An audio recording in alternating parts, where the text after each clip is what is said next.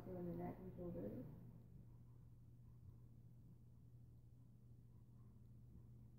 Come back to neutral.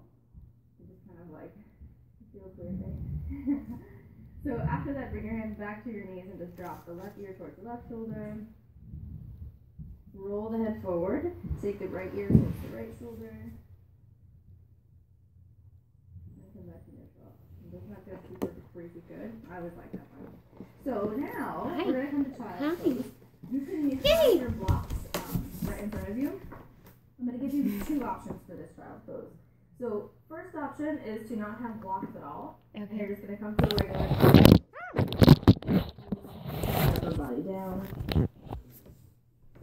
If this is the option you take and that feels like enough for you, you want to feel something in the shoulders. So if you're really tight already in the shoulders and the back, regular child's pose might be enough. If you feel like you don't feel too much there, you can bring your blocks or your books right in front of you. And enough, it'll take a little adjusting, but enough so that you can bring your elbows onto that surface. You can bring them wide enough apart that your head would fit between them. Walk your arms forward. Keep your hips back. And then drop the chest and drop the head down. So here you feel a little bit different.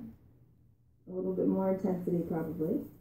And guess what? If you still need more, you can press the hands together. You see yourself? Bend the elbows and reach the thumbs towards the back of the head. What?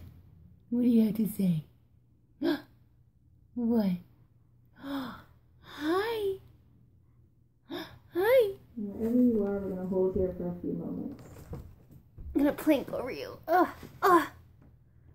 Downward dog. And I gotta kiss you. No, you never cry when I kiss you.